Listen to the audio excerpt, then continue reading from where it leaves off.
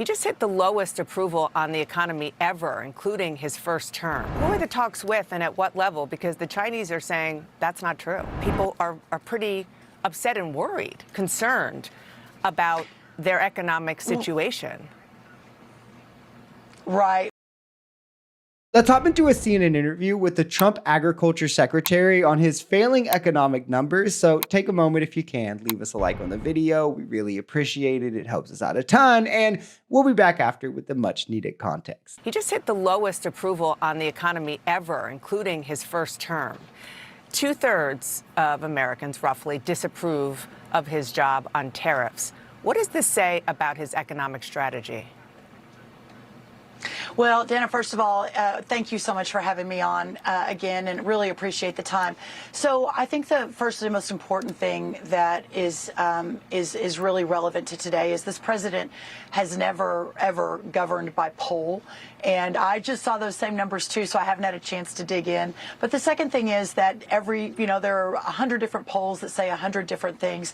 At the end of the day, President Trump is resolutely focused on ensuring that we are realigning the American economy to put Americans first. Literally no answer from her whatsoever, because there is no answer. There is no plan whatsoever. It's just chaos and corruption and scandals, right? You have to always remember, to MAGA, that polls only matter when they're saying something good about Trump, or else, of course, fake news, where there's no reason to do blanket tariffs. There's not an economic theory behind this. There is no desire in being export economies, high export to GDP economies. Those are poor countries, right? And he doesn't even have the will to see this through, even if it was the golden vision, as he's now backed off every tariff deal that he's announced. So we somehow have MAGA simultaneously trying to get us to believe that doing blanket tariffs is good, but also backing off blanket tariffs are good. And even with China, as they said that he hasn't even talked to him, but he's saying they have. If anything, I think he's just giving these countries more courage in future trade wars with us. People are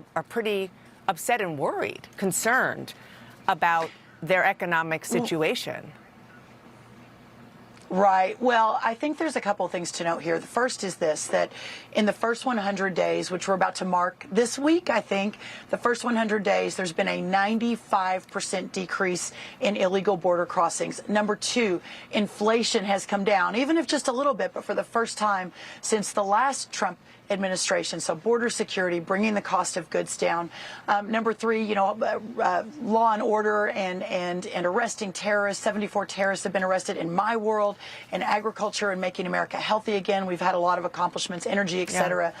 That while we're talking about the economy, Dana, to your question, we are in that time of uncertainty, but the prices and costs for the average American consumer are on their way down.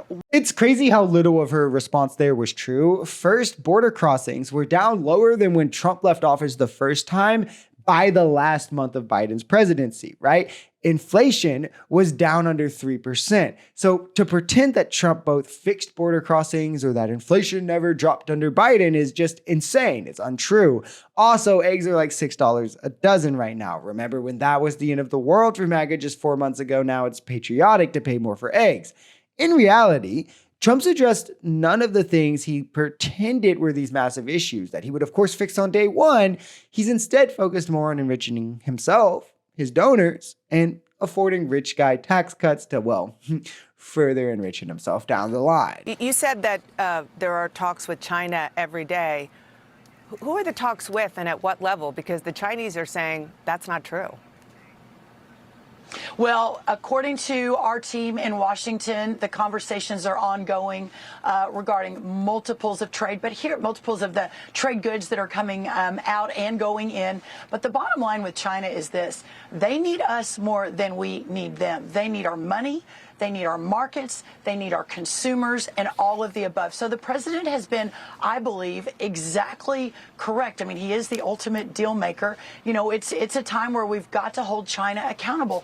And in agriculture, year upon year, decade upon decade, our goods have been taken advantage of. The trade disparity, the non-trade tariffs on top of the tariff numbers are insane. I think to anyone not in the cult, it's pretty easy to assume room that Trump is lying. He lies a lot. Every shred of evidence points to this not being true. He said he signed 200 deals. He doubled down on it when asked if he really meant 200. That's more deals than there are countries. He said he's been in talks with China and is close to a deal.